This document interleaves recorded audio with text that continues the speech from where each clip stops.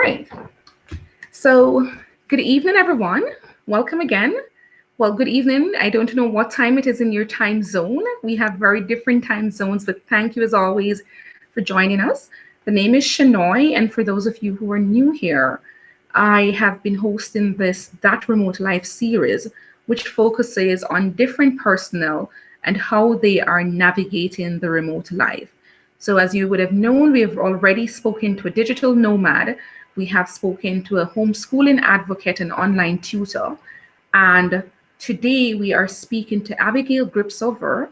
And Abigail is a director of marketing, but she's also a mom and a wife. And so we will be talking a lot today in terms of not just working remotely and navigating that remote work journey, but how to navigate that when you're a mom and a wife. So pretty much working from home with a family. So thank you so much for joining us, Abigail. For persons who are tuning in, if you have missed some of the interviews before, you can always find them on the channel. If you haven't subscribed as yet, be free to do so. And then you can also turn your notifications on because it gives you an alert each time we go live. So thank you for tuning in. As always, you can drop your comments, your questions, your queries in our chat box, and we will answer them throughout the presentation. So thanks again, Abigail, for joining us. And as always, I will start off by just asking you to share a bit about yourself. Who is Abigail? Of course. Thank you for having me. I am, as you said, I'm a wife. I'm a mom. I have a little over a 1-year-old daughter who's amazing and rambunctious. We live at the beach. I was born and raised at the beach, and I absolutely love it living at the beach. It's a big part of who I am. And overall, I'm a hard worker. I'm an oldest child, your typical kind of overachiever. In that way, I've always worked hard, and it's always been important to me to have a job that I could do from home after I had kids, which is why I pursued an English degree. Writing is my passion, editing is my passion, and then marketing became a very happy partner pairing with those passions I already had. So that's basically it, just kind of trying to do everything that's on my plate to the best of my ability and the way that God wills. Okay, sounds great. So I have a quick question for you, Abigail, because I know you mentioned that you wanted something that would allow you to work from home once you had kids. Mm-hmm. Were you always like this? Like, did you always say to yourself, I want that flexibility? Or did you find that became more of a necessity once you became a mom? No, I was actually always like that. My parents prioritized my mom being able to stay at home. So she worked up until the point that I was born, and after that, she only worked from home after that. There were 5 years when she and my dad ran their own business, and so she did the office side while my dad was out in the field. And growing up with that priority and seeing everything that they sacrificed to make that happen so that she could be home with us, it just really showed me how important that was. My mom's parents worked. And so she definitely would have liked to have maybe had more time with them. And so that was why she prioritized it and really kind of instilled that as something that would be important to me too. Sounds great. And it's, just listening to you talk, it brings back fond memories for me as well. As a child, I recall, for example, that going to visit my aunts and my grandmothers, they were at home. Mm-hmm. And, but then after that, I remember that further on, my mom was home for a while, but then after a while, my mom went into the workplace. And so, it's a huge thing looking at the traditional mom and the modern mom now.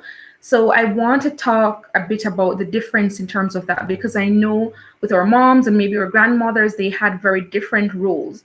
But now in the space that we are in, being a modern mom, working and having your child at home, could you just talk to us about that a bit? It's a challenge. It's a big challenge because it can leave me very torn. And I'm sure a lot of moms out there feel the same way, because I like to work and I have a lot of passions that are better suited to working than they are to just being home.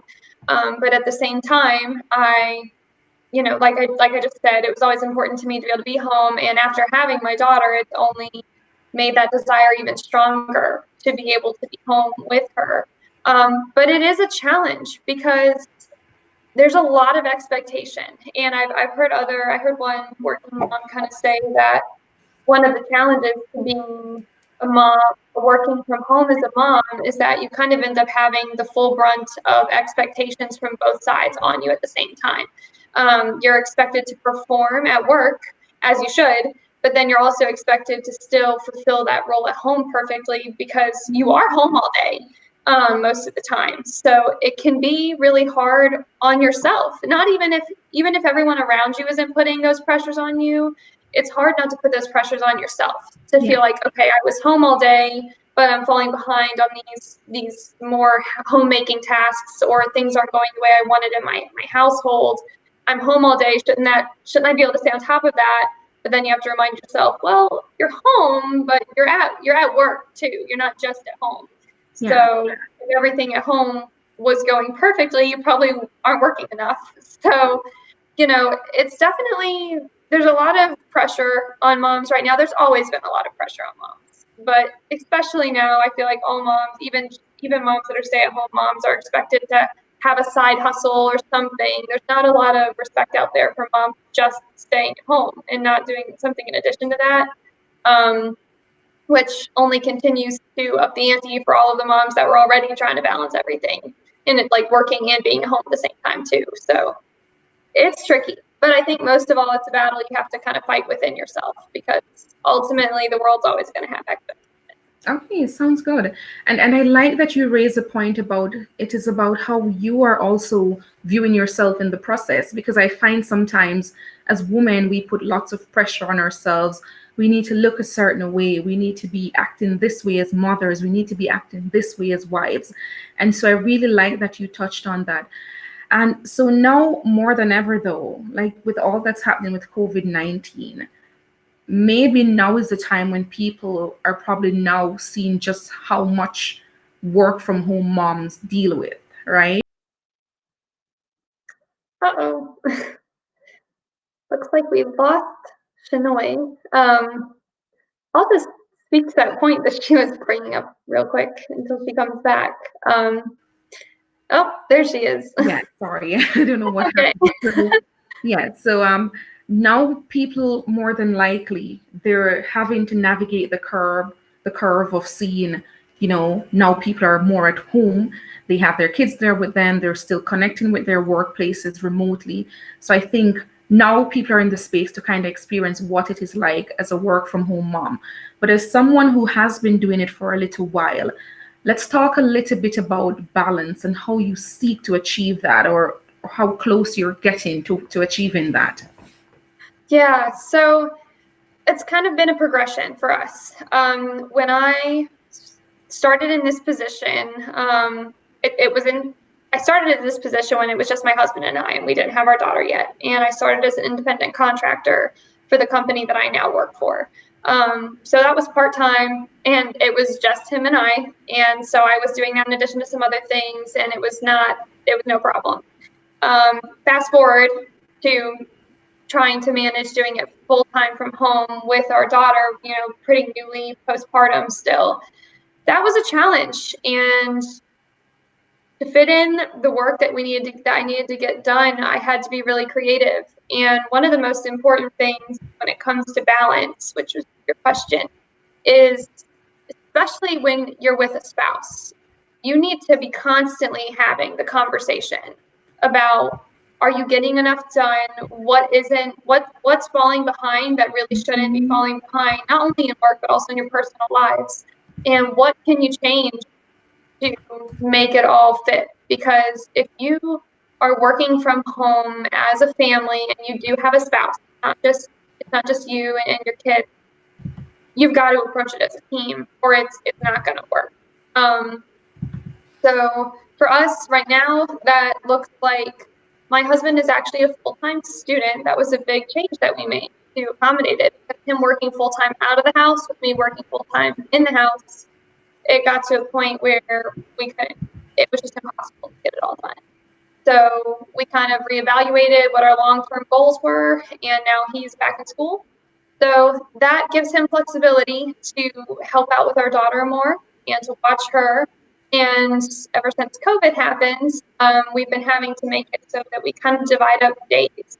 And we have clear days when it's kind of like he gets to be the one focusing on his class the majority of the day, like doing online classes, videos, his homework, staying on top of everything. And it's up to me to kind of be more the main parent that day. That doesn't mean I'm not working, but it does mean that things that I need to give more undivided, like chunk of attention to without distraction, wait for the days that are kind of like my days to be more focused and just in the office, not parenting. So that right now is the schedule that's working for us that we've kind of had to figure out now that he's home. Before, when he would go to school, it was just kind of a clear, he would get what he needed to get done on campus, and he'd come home when he was finished, and when he was home, he was all hands on deck. So that's kind of the way that we're balancing our schedule right now. But again, you have to keep reevaluating. And if something isn't working, you've got to be prepared to be honest and don't try to be a superhero. And I make that mistake. Like, you want to figure out how to make it all work and how to do it all. And I think a lot of us moms out there feel like that, but you can't, because you're just going to sink the whole ship if you try to do it that way. So that's the biggest thing. If you're working from home as a family with a spouse, you've got to work together. Okay. And so I wanted to touch a little bit on, what has been one of your most challenging work from home situations? Because you mentioned that there are times when your spouse will step in and ensure that you have more time for work, and then you step in sometimes so he has more time for school.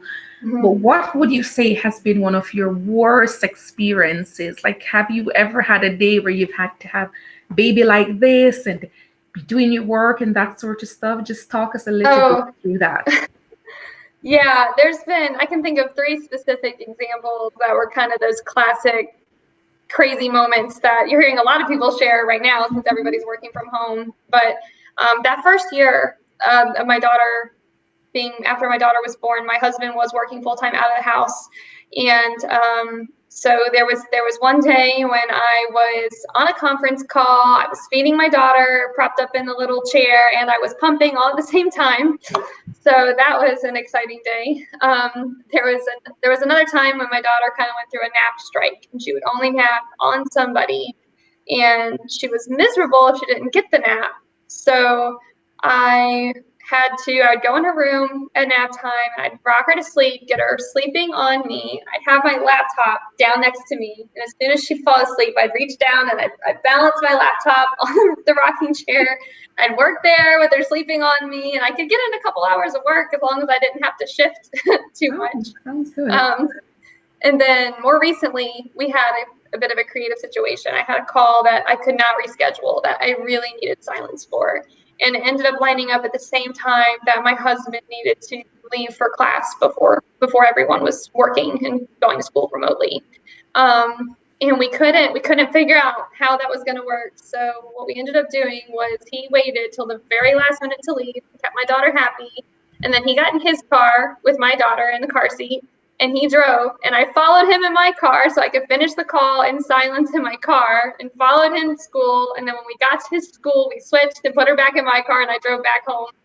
But it worked. I finished the call. I had silence in my car, and we figured it out. So sounds good. And then something I wanted to ask you about, Abigail, because it's quite fine if persons who you work with are understanding, but have you ever faced any situations where the persons you were doing work with, you felt like they didn't understand the dynamics of being a mom who is working from home and some of the challenges that came with that? I've actually been very fortunate. Because I had time, not only was my position, did it start out as a remote position when I was working for them as an independent contractor. So that kind of helped set the precedent that it was a job I could do remotely. But then I actually worked for them in person in an office for a year before I got pregnant. So I not only had the chance to kind of set this precedent that I can do this job from home, but then I also had a chance to prove myself in person.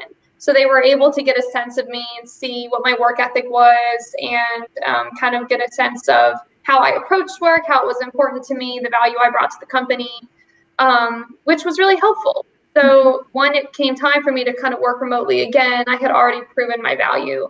And it wasn't out of the realm of what was considered possible for this position, because it started out that way anyway. To me, the biggest thing that I've dealt with, it isn't people being critical. I'm very fortunate to work for a company that's forward thinking and embraces this. They don't have a lot of remote workers, but they're very the remote workers that they do have, they definitely value. As long as we continue to bring a lot to the table, then they're fine with it if we can make it work. But the biggest thing that'll come up is if there is a situation where no matter what happens, my daughter still ends up making some noise in the background. And I'll get people on the call trying to be really understanding, like, hey, we can call back if you need to deal with your daughter. And I always just want to tell those people, it's okay. Like, I'm working, I'm choosing to work right now. You don't have to call me back. Like, ignore the noise. Just tell me what you need me to do, because I'm here to work for you. I'm here to do my job the very best I can. And yes, my daughter might be making a little bit of noise in the background, but she's fine. If she wasn't fine, then I would get off the call. Yes. So just tell me what you need me to do, and I'm here to do it. You don't have to make any special exceptions. I'm here. I like that you spoke about setting the parameters, because I mean, even when you think about pregnancy, people sometimes think you're pregnant, you're disabled, you're a mother, you can't do certain things. So I like that you've mentioned that, even if your child is fussing a bit, it's your work time and that sort of stuff. Which brings me to another point about time. So all of this is happening. A baby demands attention. For people who have multiple kids, they demand attention. Talk us a little bit through your daily routine and, how you break up your chunks of time to ensure that you're tending to the needs of your child, you're tending to your relationship, and you're also tending to yourself, Of as course, well as your yeah. work. The day-to-day, basically, the way that we kind of have our week broken up right now, in the current situation, is Monday, Wednesday, Friday are kind of my focused days, if you will, and then Tuesday, Thursday are his focused days. So Monday, but every day we get up, we get our daughter going, we have coffee together, and we get her breakfast, and we kind of get that all out of the way together. So we have that minute to kind of all touch base, get ready for the day. If there's anything major going on with either of us, if I've got a really important call or he's got a test or something, we make sure we bring that up that morning so we can accommodate and plan accordingly. And then normally, as soon as I get up to it, it's checking my email, my phone. I do a lot of work from my work phone. That's such a helpful way to stay connected to everything going on and to be able to still be timely in my responses to everyone, even if I can't be right in front of my laptop in that minute. I can still see the emails. I can still see if they need immediate attention, and at least respond to them, or even let people know, hey, I'll get to this afternoon. If I can't get to it in that moment, at least they've heard from me. They know I see it, and they know when to expect an answer. So one of the things I like to do is I like to try to find something I can do first thing in the morning, every day, that kind of checks me in for the day. So whether it's answering an email or sending some resumes to a manager or responding to comments on our social media platforms, I like to find something that kind of is almost like punching in my time card, like, hey, I'm here. Yes. Not only does everybody out there at work know I'm here, but I'm mentally telling myself, I'm checking in, I'm at work now, and I've opened the door to mentally reminding myself that even if this is one of my off, not focused days, I'm still working right now, and I'm kind of checked in now. So the days that aren't focus days, I've kind of come up with a pretty big list of things that I can do that don't necessarily require undivided attention or being in front of my laptop to be able to do them, that I can do even while I'm playing with or keeping an eye on my daughter. As a director of marketing, it's really important for me to stay on top of trends and what's kind of going on out in the world, not only news and things like that, but also marketing trends and different ideas. I mean, these apps are always changing and updating. And so I have kind of a handful of podcasts that address a lot of these things that I'll listen to if I'm out in the living room with her, or I'll scroll articles about it and kind of read newsletters that I subscribe to that have different marketing tips and updates and things like that, just kind of making sure that I'm staying at the top of my game. I'll go through our social pages on my phone and respond to people. I'll kind of brainstorm if I know I've got a post I need to figure out that I haven't quite worked out yet. I can kind of like sit there, even if I'm feeding my daughter or something, I can be thinking about it in my head and writing and planning it out, making notes in my phone about things to look up later for that post.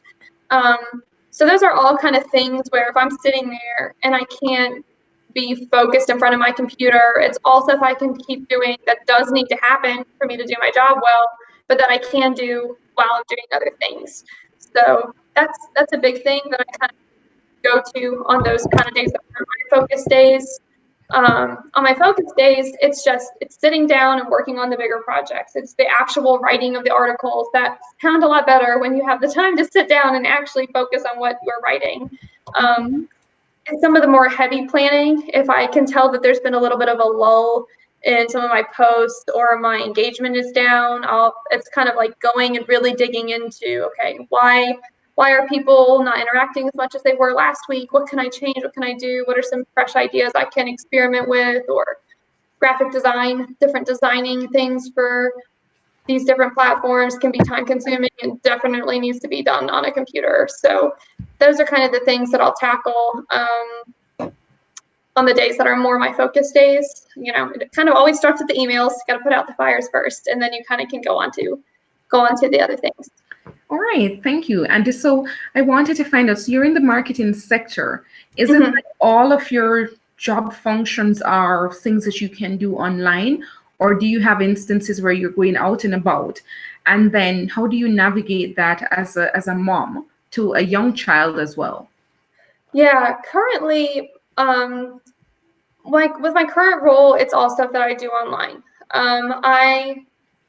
There's some things down the line where I may have to be in person, and that again is where it comes back to the fact that my husband is a student right now. So we actually plan his schedule for his semesters based on what's going to work best for us as a couple and enable me to have more time. So when we sit down and we look at his kind of availability and what classes are up there, you know, it's not kind of just what's going to work best for him or what it would even be like nicest, unfortunately. Like it's kind of like, okay, what classes are going to give me the most time in between you being at school for me to get this stuff done? So if I do need to go somewhere or be on a call or something, there are occasional times when I will meet with people in person or when I do need to be on a call, and I may even have to leave the house just to really make sure it's going to be quiet because the call is that important or something. And we just plan those as often as possible around when my husband is going to be home.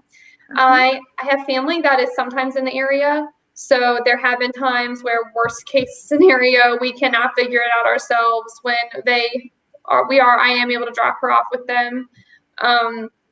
But they aren't always here. And so we definitely try not to lean on that too much. Not only because they have kids at home still too. They're not just like empty nesters or, you know, have plenty of free time. They're both very busy and still have young kids at home. So it's not the most convenient for them all the time either. But we don't want to get used to leaning on that because we're not always going to have that.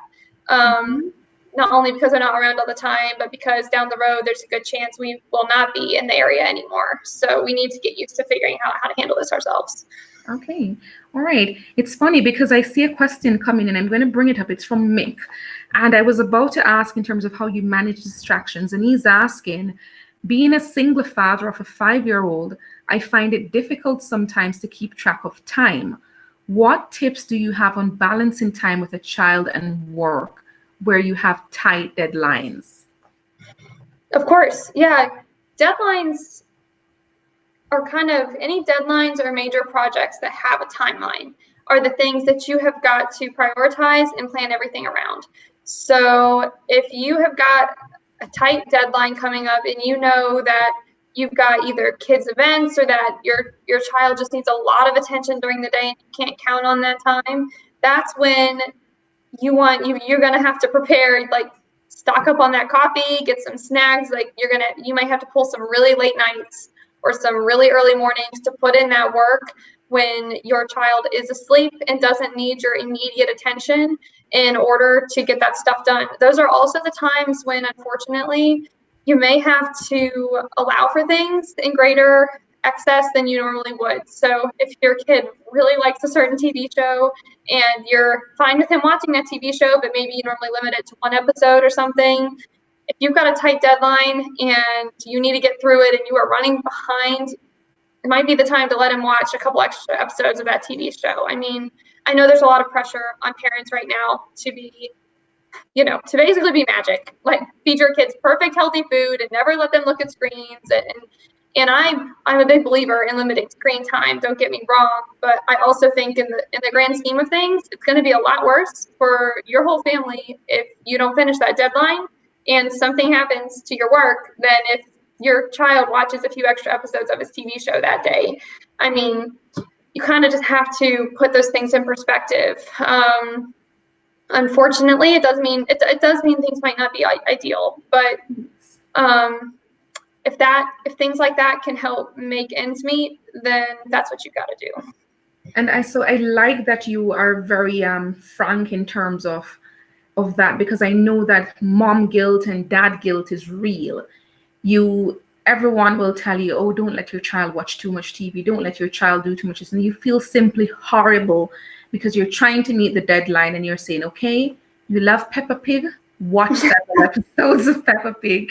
You love SpongeBob, watch several episodes of SpongeBob. I know, for example, that a friend of mine, she was saying, look at my child just jumping all over the place and I'm trying to read a document. And so, as you rightly said, that one of the key tips as well is to recognize as well, when can you have the most undisturbed time? It may not be easy because you may be genuinely tired, but sometimes the late nights and early mornings are what we will have to pull on. So just wanted to ask my other question as well, though, Abigail. So in terms of your remote work life, what are some of the key tools that you use? So if you were to go through your regular day, what are some of the essentials that you'd say you definitely need to have those to make your remote life be as seamless as possible?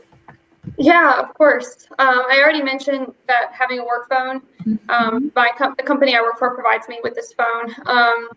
Having that phone is huge, and having it connected to everything, but also having it separate from your personal phone. I used to mix them before I got the dedicated work phone, and having a dedicated work phone is so huge.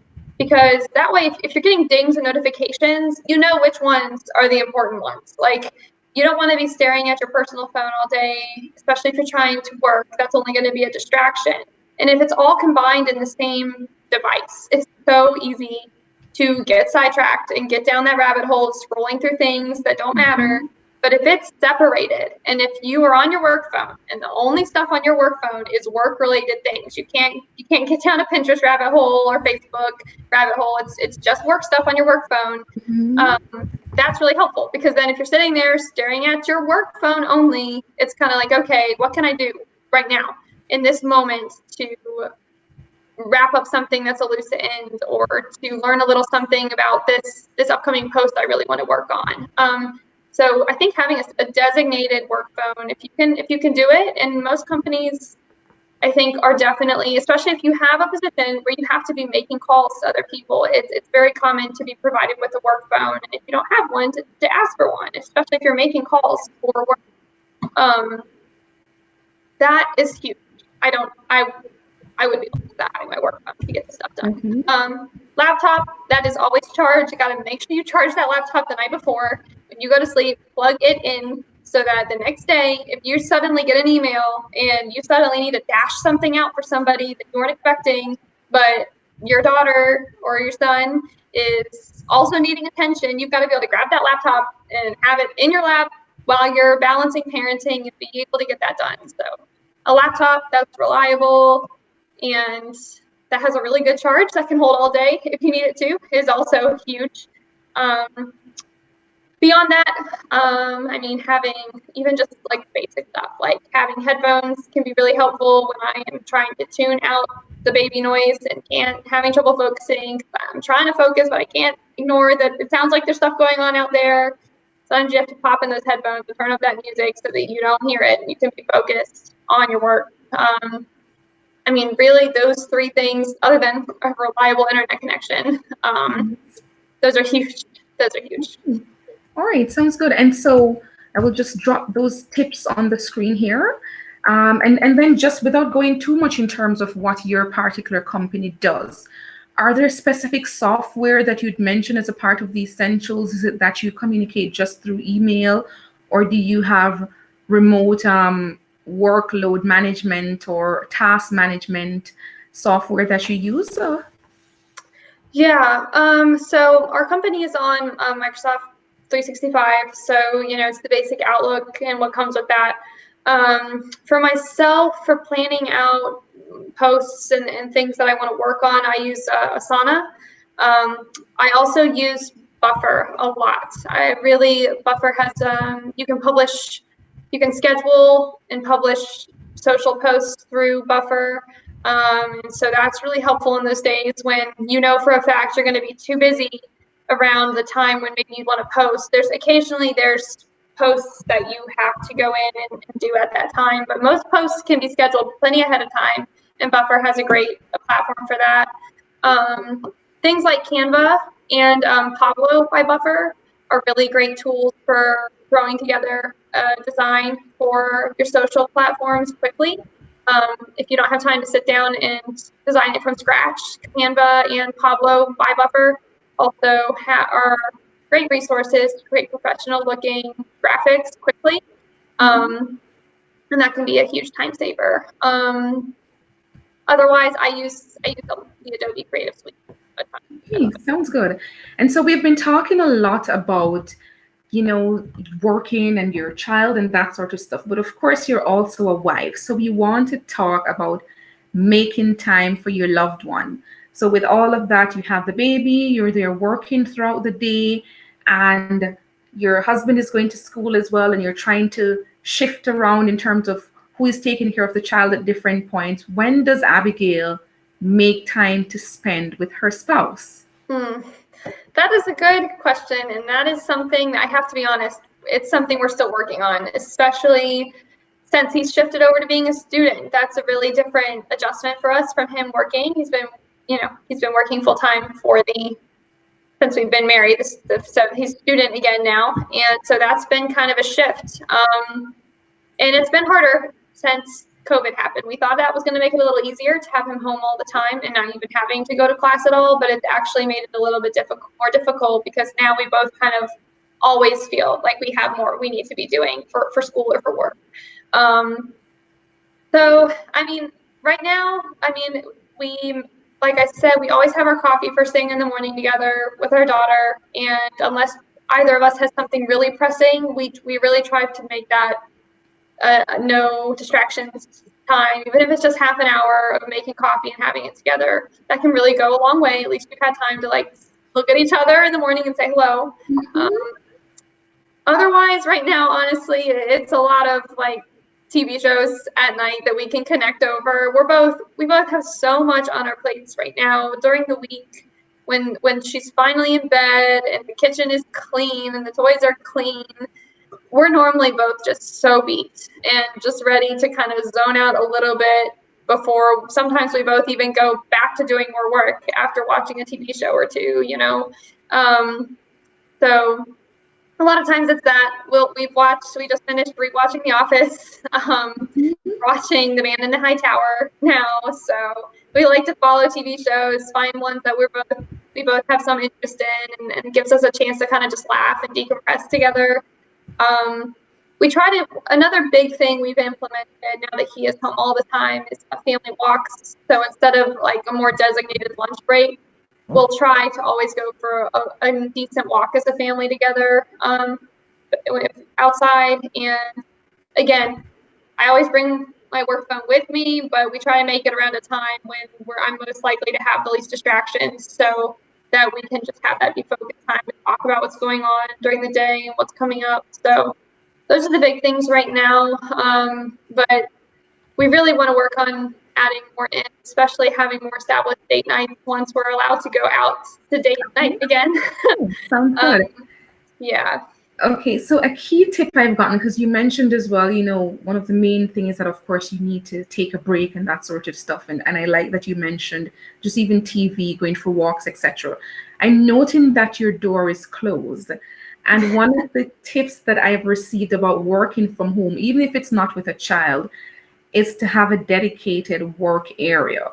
So are you a mom who is just like, oh, I'm loving this life, I'm going to just stay in my pajamas and work from bed? Or is it a case that you follow that advice that you need to actually have a dedicated space and be positioned in a particular way to be able to be productive?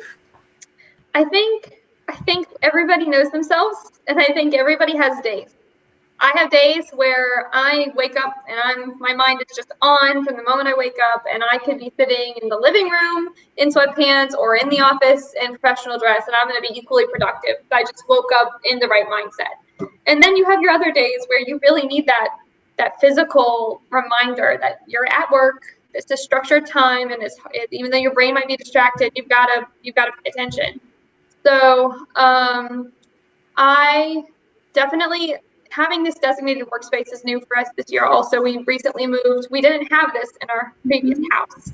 And that was really, really hard because I am a bit of a perfectionist. And so when I go out that door and I see the house and the mess and stuff I want to clean up, it's really hard to focus on just working. So I think if you can have a designated space, and if you can really try to make it a priority to keep that designated workspace clean, then and that's really just a workspace, I think that's a really important thing if you can do it. Not everybody has that luxury, and I didn't have that luxury in the house we were in before. So when you don't have that luxury and you really need to focus, I think things like coffee shops, libraries, they can be really helpful for that purpose too. Again, everybody knows themselves, and sometimes you might be having a day where you may drive and go to the coffee shop and get your coffee and you get on your computer and you still just waste so much time, even though you drove there and everything. But for me, it kind of feels like on the days when I can't focus, especially before we had a designated space, if I took the gas and the time to go to a coffee shop and to buy a coffee and to sit there, I better make that time and money worth it. I better get some serious stuff done while I'm there. So I think that can be helpful if you don't have the ability to have a designated workspace. I think it really helps for you to find the library. Sometimes even more helpful than the coffee shop, unless you need to be on the phone the whole time. And dressing for work is huge.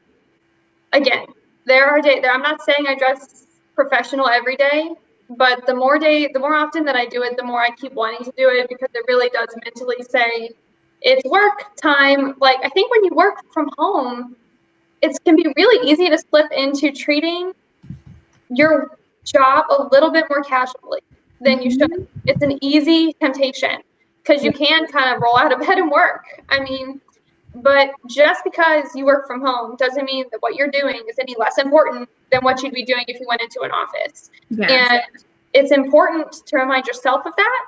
And it's important to act like that so that those who interact with you will treat you that way too. Again, I haven't had any problems with that, but I do think that if you act too casual, that's going to come through eventually, and then people may start to treat you too casually, and you won't get that respect that you need, especially if you're working on important things. You need to treat it like it's important. Again, that's not a problem that I've encountered, but I know that is something that would be easy to do. I mean, to dress up and show up. So I'm glad you touched on that as well, because for persons who have tuned into our previous two interviews, they would have heard that all our speakers prior as well have spoken about the importance of dressing up and showing up. Our online tutor yesterday, she said for her, it puts her in the mood, and it helps her parents to see that she's serious, and it helps her children to see that they're still about learning. And our digital nomad prior, he spoke about just the act of literally waking up your body and getting dressed, and it puts you in the frame of mind to do the work that needs to be done. And so I wanted to talk a bit in terms of setting boundaries, because as someone who has worked from home as well, I've found it sometimes become a little difficult to shut off or to see when one area ends, or people think you're working from home, you're working on your phone, you're always accessible. So I kind of just wanted to talk a bit in terms of, as a mom, as a wife, as someone working from home, what are the boundaries that you need to set, or what would you encourage other people to do who are probably having some challenges setting those boundaries? Yeah, I mean, in the interest of full disclosure, I am not the best at setting boundaries. That is also something I am working on. It can be really hard, especially when you have a position. In my position, there are things with deadlines, but there's also a lot of work that I do that can be done around the clock. I'm not in a situation where what I do is confined to a 9 to 5 space, which is a positive and a negative. That means I have more flexibility than I would if I had to be glued to something from 9 to 5. But it also means I feel like I could always be working, and there's kind of a limitless list of things I could always be doing or working on or planning ahead for. So typically, I don't necessarily, I wouldn't say I have any like clear boundaries set, but throughout, it really depends on the day and how much I got done. But I think there's just little things that I try to remind myself of, and people around me are really good about reminding me about that. Honestly, I have to say that without other people reminding me, I'd probably be even worse about it. But I mean, ultimately, that kind of time in the evening when we watch TV and stuff like that, a lot of times that is time when I'll have my work phone around, but unless it's something really pressing that comes up, I'm not going to deal with it until either later that night or the next day. Just because it's more, for me, with my particular position, it's kind of, the boundaries are more about how much did I get done that day, and I could choose to push through tonight, even though maybe I am exhausted and I could work on this some more. Or since this particular project technically doesn't have a deadline that's tomorrow, I do have more time.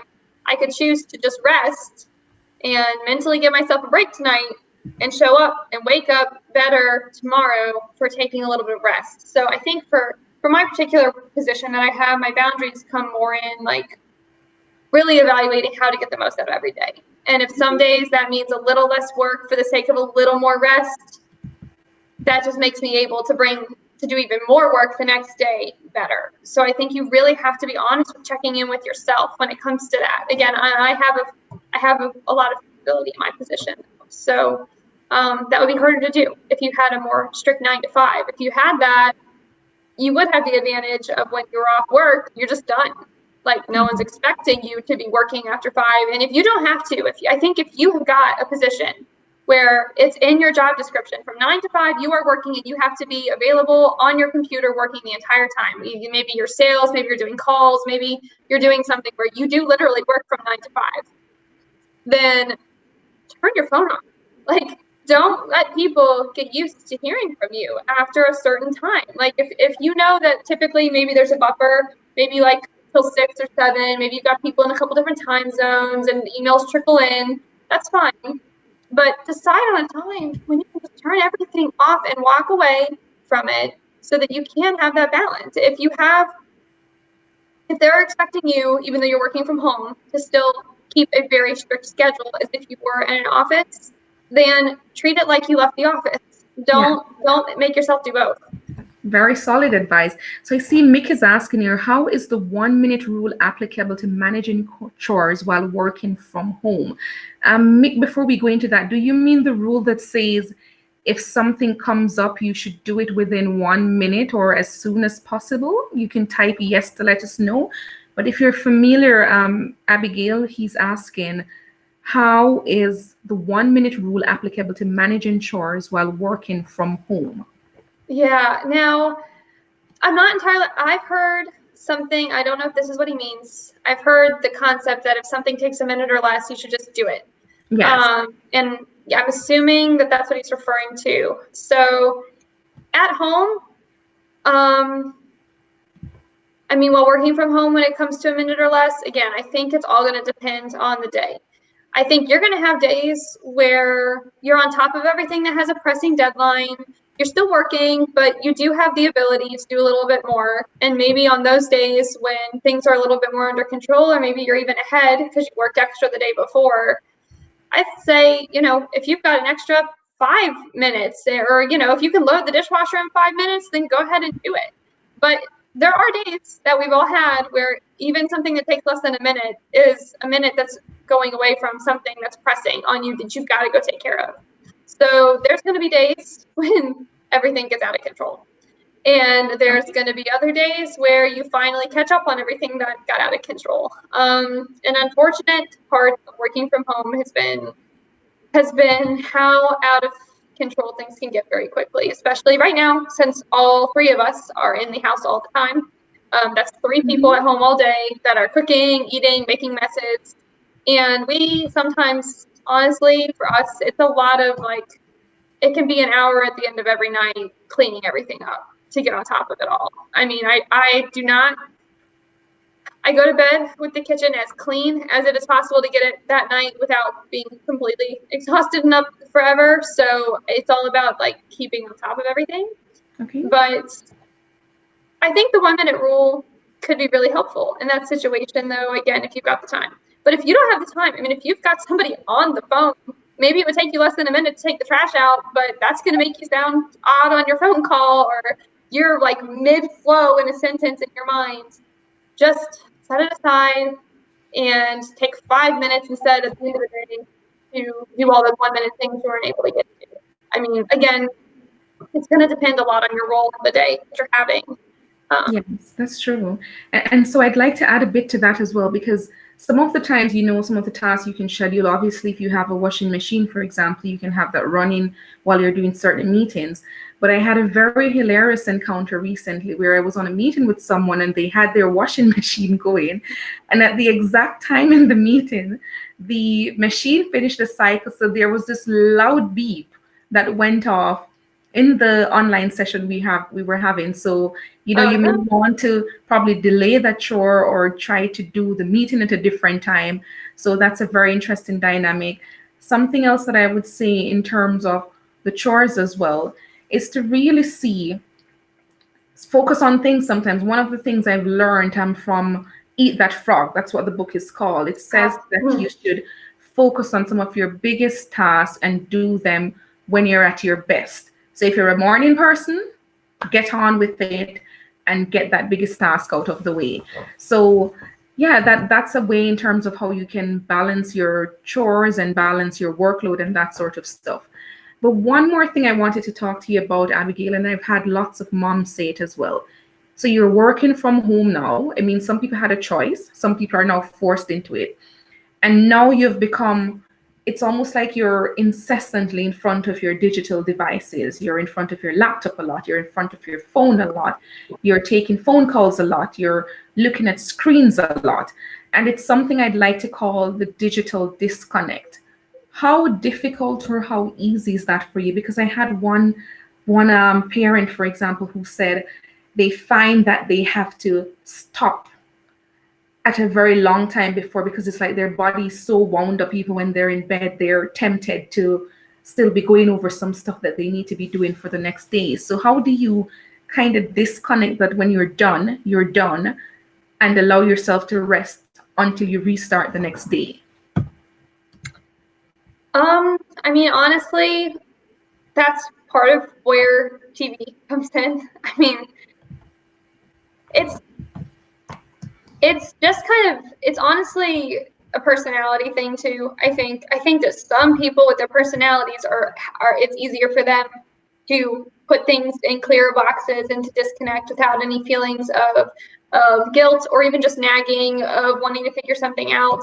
I don't necessarily. I think if you're gonna work from home, especially with the family, you're having to embrace an outside the box approach, and there's going to be consequences to that decision. And I do honestly think that part of working from home full time with the family means that to a certain extent, your mind is always going to be on, because there's always going to be little distractions. It's very hard when you're working from home, especially with really little children, to get those solid blocks of time. When you have really little kids, you can't tell them, mommy's working, go read a book for an hour, or play with your brothers or sisters, or puzzles. Like, when you've got really little kids, you don't can that, and they don't care. They're gonna need things when they need things.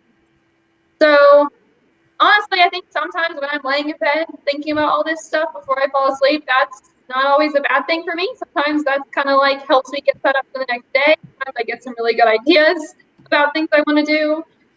But watching TV is kind of a nice way to turn off, because then you're focusing on the show instead of everything else. And I wouldn't say that that's the best solution at all. But right now, combining everything we have on our plate, that's what my personality is. That's kind of the closest I can get. That or music. Music can really help me to disconnect. I think sometimes when you've got so much going on, you kind of need something else to counteract it. It can be really hard to just quiet your mind completely, and I think that's understandable. Okay, great. So I just popped up, just based on what you were saying, to pretty much find something that relaxes you, because different people have different things, and to help them to get into that zone. And so in terms of working remotely as well, Abigail, I know it's the ideal. Everybody says, well, you need balance. You need to be able to get some exercise in. Are there any specific things that you do in that space to ensure that you have your physical health in check as well? I know you briefly mentioned occasional walks with your family, but is there any other form of structured exercise that you do as a part of your working from home process? At this current time, I don't have a structured workout routine, but that isn't because I work from home. There's been times previously where I did. I like to try to fit in like a 10. Before, I was in the habit of doing like a 10 to 20, depending on the day and how much time I had, a Pilates video every day. And I like that because I can do that on the mat in the middle of the living room while I'm still watching my daughter. It's actually entertaining to my daughter. So it's not something I have to go to a gym to do. It's not something I have to be out of the house to do. I can do it with her right there on my phone, or on a video off YouTube. The Balanced Life by Robin Long. She has great, really quick, very effective little Pilates videos that are great, and they're really helpful. Men or women could do them. Right now, that's not something that's incorporated for me, not because of working from home, for health reasons currently, but it is something that I think is really important, because you're stuck inside all day. I mean, you've got to make time to get outside and to get active so that you don't go stir crazy. And that's a huge part of that disconnecting and de-stressing too, to get that blood pumping is such a good way to calm yourself down, to get those good ideas flowing again. And right now for us, that looks like really long walks, bike rides on the weekends. Once my health allows it, I'll add those videos back in and more of that, those body weight type from home workouts. Because that's something you can do with your kids. That is something you can do with your kids. Okay, sounds great. And we're winding down. We have just under 5 minutes to go to round out an hour. So for persons who are tuned in, this is your opportunity. If you have any other questions, you can drop them down below. As it relates to you now, Abigail, as a way of wrapping up, are there any other things that you would want any mom out there who is working from home with a family, etc.? Just what are any final tips that you would want to give people in terms of navigating that journey? I mean, for people like yourself and people like me who have probably chosen in some respects, but now we're seeing where, especially with COVID-19, more and more people have been forced indoors. And it's a bit daunting for some of them. So as someone who has done this for a while, what are some final words that you could offer to someone who has been thrown into this and they really just don't know what they're doing or how to navigate it at all? Yeah, of course.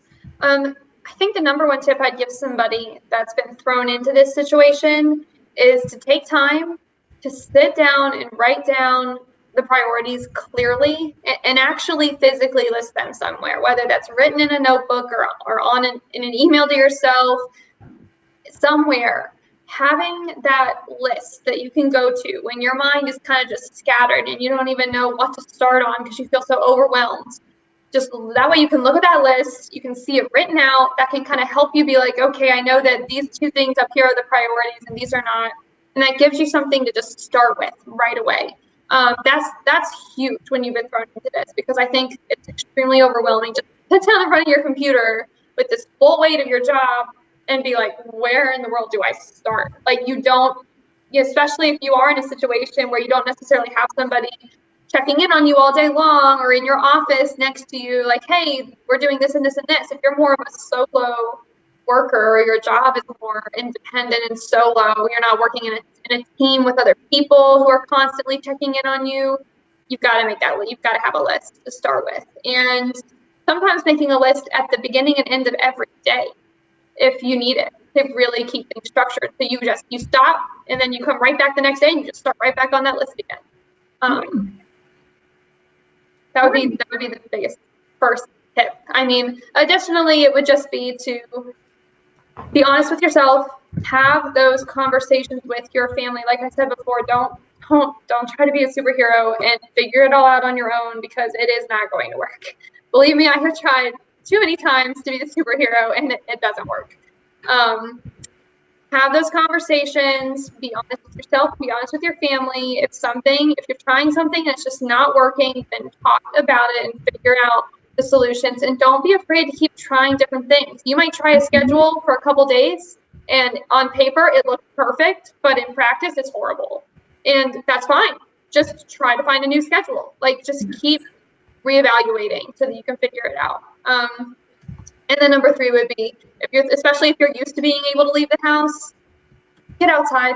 Just even if it's for 5 minutes, even if you just stand outside on your doorstep and you just breathe and look at something in nature for 2 seconds, try to just get yourself out of the house, because next thing you know, you haven't even left your house for like 3 days, and it can mess with your head. You just need that time to breathe first, and it'll make you a better worker too if you just get that time. Okay, sounds great. And finally, because I did promise we were wrapping up, for persons who are in whatever capacity, because you do marketing, you do social media management, and you work and navigate the remote curve, for persons who want to connect with you, where can they find Abigail? Of course, yep. I'm on LinkedIn, Abigail Gripshover. I have 2 different Instagram accounts. I have my personal one, which is just ACR Gripshover. And then I have my health advocacy account that I'm kind of starting to share some of my battles with chronic illness and kind of start trying to get into that space personally. And that's at more.than.sick. Those are the 2 main places you can find me online right now. I'm really hoping to expand that online presence throughout the rest of this year, but for right now, LinkedIn would be the best place to connect with me about business stuff. And if you're just curious about me more as a person, then those Instagram accounts would be the place to go. Okay, thank you so much, Abigail. And since I do not see any other questions coming in, I just want to remind everyone who has joined us that this interview goes live on our channel after. So if you at any point you have any questions, feel free to drop them underneath that. And then if it's something specific to what Abigail discussed, I'm sure she'll be happy to pop on and just respond to it. So I just wanted to thank you again, Abigail, for taking the time out and in fact sharing these key insights with us. I'm sure it has been of value for other parents out there who are as overwhelmed as many of us are, and we're trying to navigate working, not just working from home, but working from home with kids, and even for people who were doing it before and their kids at least went out for school, but now they're in the same space, that they would have had some useful tips in terms of how they can navigate this. And I really like that you reminded us that, don't play the superhero. Don't be in a scenario where you think you can do it all. As T. Stevens says here, thank you for the tips. It's refreshing.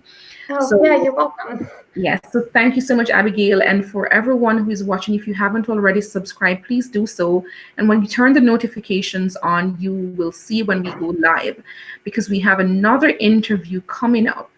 That's tomorrow. And, because everyone is in such very different time zones, that's 9 a.m. British summertime, which is, I think, like 2 a.m. or 3 a.m. Eastern Standard Time. It's crazy, but it's going to be another interesting session. We're talking to global entrepreneur who makes his money from the digital lifestyle, helping other brands with their digital lifestyle. And he's actually the founder of the Digital Nomad Summit. So that promises to be a great one. So you don't want to miss that. So subscribe, turn your notification on to see when we go live. And Abigail, again, thank you ever so much for joining us and for sharing these insights, which have been very, very meaningful for all of the persons who have tuned in. So thank you, everyone. You're welcome. Thank you. I hope it helps somebody. Yes. All right. So have a great one and see you for our next session, That Remote Life.